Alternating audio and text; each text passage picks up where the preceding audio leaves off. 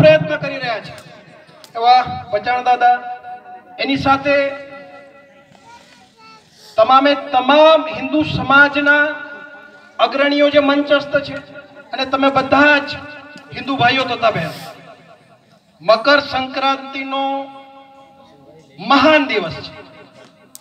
સૂર્યનું મકર રાશિમાં પ્રવેશ, ક્રાંતિ, મકર સંક્રાંતિ. હિન્દુ સમાજ પણ ક્રાંતિ તરફ આગળ વધી રહ્યો છે, સમરસતાની ક્રાંતિ. એટલે આજે બહુ મકર સંક્રાંતિ તો છે, એની સાથે સમરસતાની પણ ક્રાંતિ થઈ રહી છે. એટલે આજે ખરેખર આજના દિવસનું મહત્વ વધી જાય છે. સમાજમાં જે સમરસતા છે, માત્ર હિન્દુઓ એક સાથે આવે, સમરસ થાય, એનાથી હિન્દુ ધર્મ માટે સારા દિવસો છે એવું નથી. આ રાષ્ટ્રને સુરક્ષિત રાખવા માટે પણ હિન્દુઓએ સમરસ થવાની જરૂરત છે. માત્ર રાષ્ટ્ર નહીં, પોતપોતાના ઘરની ચિંતા કરવા માટે પણ આપણે સમરસ થવાની જરૂરત છે. 11મી સદીમાં જ્યારે સોમનાથ લૂંટાય છે, અમે વાત કરી, તમે કહેશો કે જે માતંગી પરંપરાની મેં વાત કરી કે સનાતનના રક્ષકો કેવી રીતે, કેમ?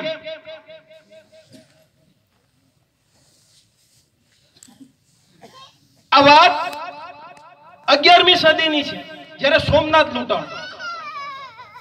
સોમનાથ મોહમ્મદ ગજનવીએ લૂંટ્યું.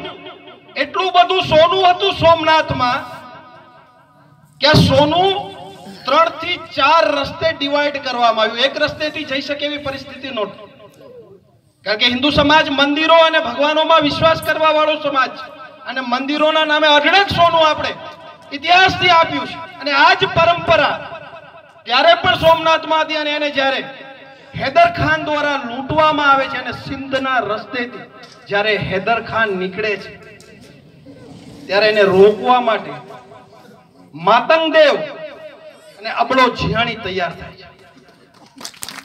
રક્ષક એટલે કહ્યા કારણ કે સાંપ્રત સમયમાં આપણને તોડવા વાળી તાકાતો પૂરજોરથી પ્રયત્ન કરી રહી છે કે સમાજો તૂટી જાય, સમાજો છિન્ન થઈ જાય, જેથી વિદેશી ભંડોળ અને અમુક લોકો ઈચ્છી રહ્યા છે કે ગજવાઈ હિન્દ, ક્રિશ્ચન મિશનરીઓ ઈચ્છી રહી છે કે આ દેશનું ઈસાઈકરણ થાય.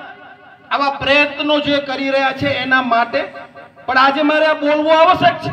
થોડોક સમય લઈશ પણ જરૂરી છે, કારણ કે સમરસતાની વાત છે. કઈ રીતે જોવાનું? તો જેનો જન્મ કશ્યપ ગોત્રમાં થયો, માત્રેરક અને જસદેવીના પુત્ર, પોતાનું ગોત્ર કશ્યપ, માતાનું ગોત્ર ગૌતમ. આ પરંપરા ને લઈને જે આગળ વધ્યા, અને જે તે સમય જ્યારે ક્યાંક કદાચ કોઈ કચાશ રહી હશે, કારણ કે હિન્દુ વેદોએ કે સનાતનની પુરાણોએ ક્યારે પણ હિન્દુઓમાં અલગતાવાદની વાત નથી કરી.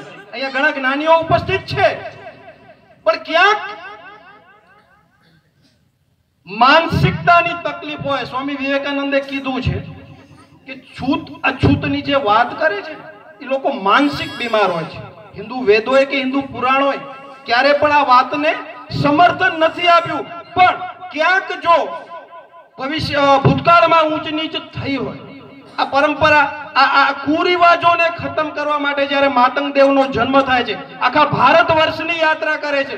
માત્ર ભારત નહીં, ચીન પણ એમાં આવી જાય, નેપાળ પણ એમાં આવી જાય, અને બધી જ જગ્યાએ જ્યારે જ્ઞાનની જ્યોત જગાવે છે.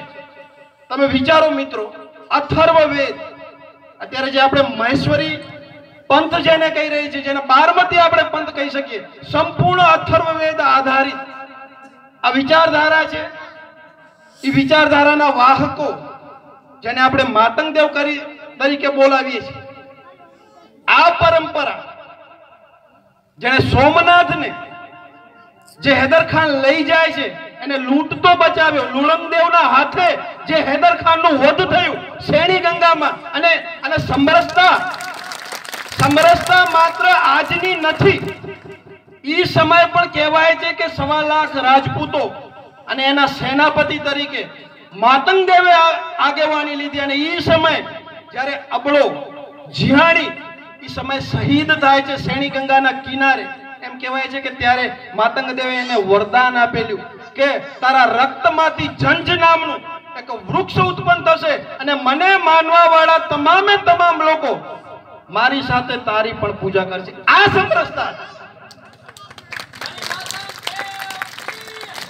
આ સમરસતાને, આ પરંપરાને તોડવા માટે જ્યારે મુઠ્ઠીભર લોકો, જેને તમે બામસેપ કહી શકો, જેને તમે વામપંથ કહી શકો, યેન કેન પ્રકારે આપણને જ્યારે તોડવાનો પ્રયત્ન કરતા હોય ત્યારે ખરેખર આપણે વિચારવાનું છે કે આપણે કોની સાથે જવું છે. કદાચ હિન્દુઓમાંથી આપણને અલગ કરીને જશે તો આપણે જશું કોની સાથે? એવા લોકો સાથે જેણે હિન્દુઓને ક્યારેય નથી સ્વીકાર્યા. તમે વિચારો, ઈરાન, ઈરાક, અફઘાનિસ્તાન, ક્યાંય હિન્દુ નામનું પ્રાણી નથી. તેમ છતાંય ઈરાનમાં રોજ બોમ્બ બ્લાસ્ટ થાય છે, અફઘાનિસ્તાનમાં રોજ બોમ્બ બ્લાસ્ટ થાય છે, સિરિયા ભડકે બળે છે.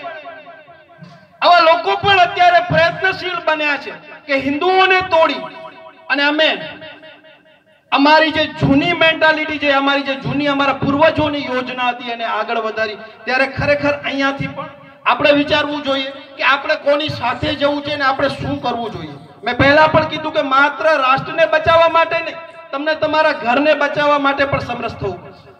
એ કોઈ પણ હોય, કારણ કે આ ભસ્માસુરો સવર્ણ અને દલિતને નથી જોતા, એ તો તમે અને હું જોઈએ છીએ. કારણ કે પાકિસ્તાનની પરિસ્થિતિ આપણે જોઈ શકીએ છીએ.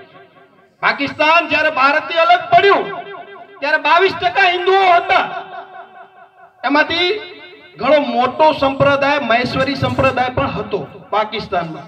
અત્યારે એમ કહેવાય છે કે 2% પણ નથી. તો જ્યાં બહુમત છે 22 માંથી 2 થઈ ગયા અને અહીંયા 9 માંથી 18 થઈ ગયા. તમે વિચારી શકો છો કે આ લોકો આપણને સ્વીકારી શકે? આ કોઈ ધાર્મિક કટ્ટરતાની વાત નથી, આ વાસ્તવિકતા છે. અમુક લોકો કોઈને સ્વીકારતા જ નથી. તો આપણે સમજવું પડશે સમરસતા રાષ્ટ્ર માટે પણ જરૂરી છે, વિશ્વની માનવ જાતિ માટે ભારત જરૂરી છે અને ભારતમાં વસતો હિન્દુ સમાજ જરૂરી છે.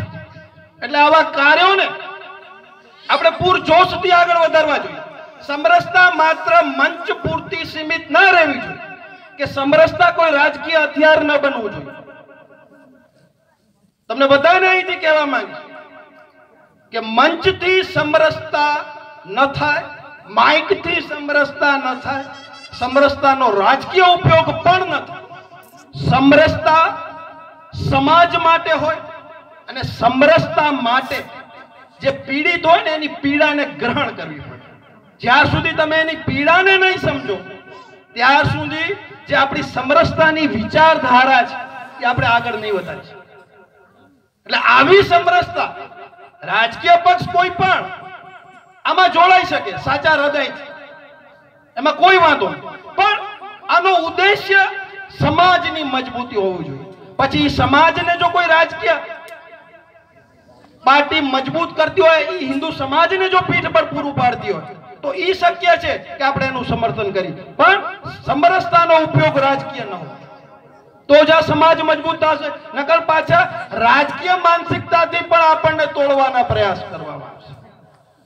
એટલે વાસ્તવિકતા જે છે આવા લોકોથી, જે અલગતાવાદની વિચારધારા છે એનાથી પણ આપણે ચેતવું પડશે. કારણ કે યુગોથી પરંપરા, બારમતી પંથની જે પરંપરા છે એ પણ આજકાલની નથી, પ્રહલાદના સમયથી ચાલી આવે છે.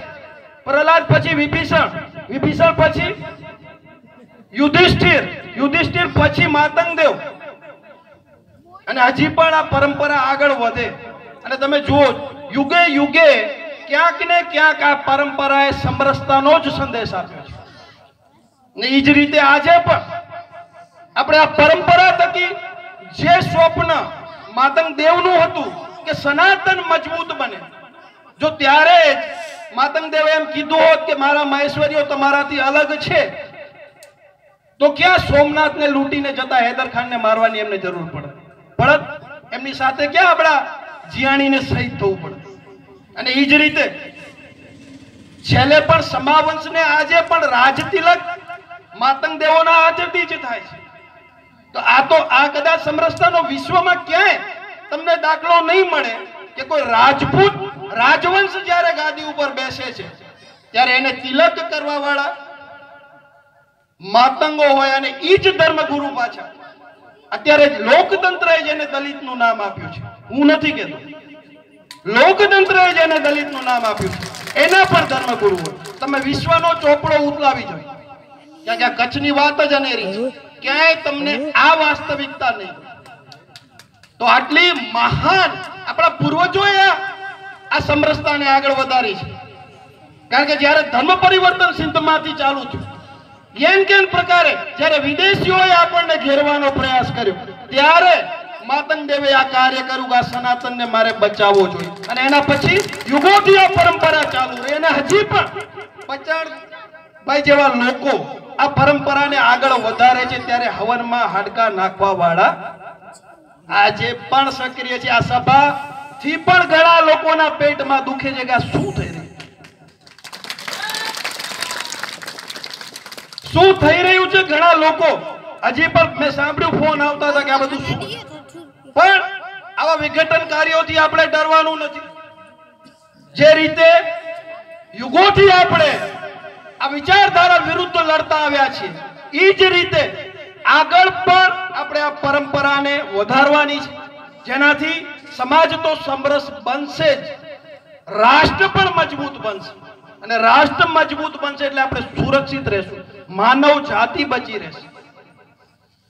તો આવા શુભ દિને, મકર સંક્રાંતિના દિને, સમરસતાના દિને આવી જ રીતે હિન્દુઓ એકબીજામાં હર્યા મળ્યા રહે. ક્યાંક જો તકલીફ હોય હજી પણ, તો વડીલો છે અહીંયા ઉપસ્થિત, બધી જ હિન્દુ જ્ઞાતિઓના વડીલો અહીંયા છે.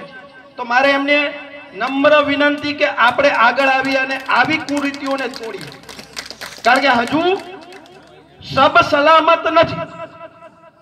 મંચ ઉપરથી વાત કરીને ઉતરી નહીં જાવ, મોટી મોટી વાતો કરી કે બાપુ કઈ ગયા, ના, મને ખબર છે હજી તકલીફો છે, હજી પણ આવી માનસિકતા. સ્વામી વિવેકાનંદે કીધું ને કે બીમાર લોકોની આ માનસિકતા છે, તો હજી આવા બીમારો સમાજમાં છે જે ક્યાંક ને ક્યાંક આવી ભ્રામક વાતો ફેલાવે છે. તો એની સામે આપણે પ્રકાશ બનીને ઉતરવું પડશે. જેમ આજે ક્રાંતિનો દિવસ છે મકર સંક્રાંતિ, એમાં આપણે પણ સૌએ સાથે મળી, કોઈ એક વ્યક્તિ કરે એમ નહીં, હરેક વ્યક્તિની આ જવાબદારી કે સમાજને તૂટતા આપણે બચાવીએ. કારણ કે આ વિચારધારા કેવી છે, રામ નથી ગમતા, રાવણ ગમે. તમે વિચાર કરો, રામ નથી ગમતા, રાવણ ગમે છે. કારણ કે રાવણ હતો નહીં રામનો દુશ્મન, એટલે રાવણને અપનાવો છે. પાછી આ વિચારધારા યુપી થી આવે, બિહાર થી આવે, આપણે સ્વીકારી લેવાની. પણ આપણે તો ખાસ, હું અહીંયા મહેશ્વરી સમાજ ઉપસ્થિત છે, આપણા તો ગુરુભાઈઓ પણ એક, તો વાસ્તવિકતાને પણ આપણે સમજવી પડશે. જે દલિત શબ્દ છે, હું કહું છું આ શબ્દનો આજના દિવસે તમામે તમામ મહેશ્વરી સમાજ ત્યાગ કરે. કારણ કે આ શબ્દ જો દલિત જ નહીં રહે તો સવર્ણનો સવાલ જ ક્યાં આવશે? દલિત છે તો સવર્ણ છે ને. આ બે શબ્દો એકબીજાના પર્યાય છે. તમે તો માતંગ દેવના શિષ્યો છો, જે પરંપરા અમે નિભાવી છે. હું જાડેજા છું, રાયબજીનો વંશજ છું. તો જો મારા ગુરુ અહીંયા બેઠા હોય, તમારા ગુરુ અહીંયા બેઠા હોય, તો હું સવર્ણ અને તમે દલિત એમ કેમ બની શકે? બની શકે? બની શકે? તો આ માનસિકતામાંથી પણ આપણને બહાર નીકળવું પડશે. અને જે વિઘટનકારી તત્વો છે, જે અસુરી વિચારધારાને આગળ વધારવા માંગે છે, આવા લોકોથી પણ ચેતવું પડશે. અને ધર્મગુરુઓ જ્યારે અહીંયા બિરાજમાન છે ત્યારે એમને પણ કહીશ કે તમને અમારું વિશ્વ હિન્દુ પરિષદનું સંપૂર્ણ સમર્થન છે. જે આવશે એને અમે જોઈ લેશું, પણ તમારે નિડરતાથી જે તમે વાત મૂકો છો એ વાતને આગળ વધી અને જે માતંગ દેવનું જે કાર્ય હતું એને આ જ રીતે તમારે આગળ વધારવું પડશે. નકર ક્યાંક માતંગ દેવને પણ એમ લાગશે કે હજી મારા કામમાં હજી જે કાર્ય હું અધૂરું મૂકી ગયો છું એ હજી પૂર્ણ નથી થયું. તો પચાર દાદાને પણ અહીંથી વિનંતી કે આવી જ રીતે મજબૂતીથી ફટકા મારતા રહ્યો, અમે તમારી સાથે છીએ.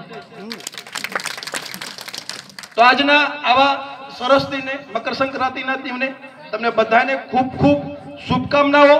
જે વ્રત આપણે 21 આપણા એસસી ભાઈઓને ઘરે જમવાનું જે આપણે વ્રત લીધું હતું એ પણ આજના પાવન દિવસે અને ઝરપરાની પવિત્ર ભૂમિ ઉપર આજે પૂર્ણ થાય છે. અને આ જ રીતે હિન્દુ સમાજને મજબૂત કરવા માટે જે રીતે અમારી ટીમ અત્યારે લગભગ નહીં હોય તો 70 થી 80 યુવાનો માંડવી, ભુજ, અંજાર અને ઝરપરા બધી જગ્યાએથી ભુજપુરથી પણ આવ્યા છે. તો આવી જ રીતે આ ટીમમાં હજી નવા સદસ્યો જોડાય અને આપણી આ સમાજની સમરસ એકતાને મજબૂત કરી અને તમામે તમામ વિધર્મી તાકાતો હોય કે અલગતાવાદી તાકાતો હોય અને આવી જ રીતે આપણે મજબૂતીથી જવાબ આપીએ એવી જ આજના દિવસે શુભકામનાઓ.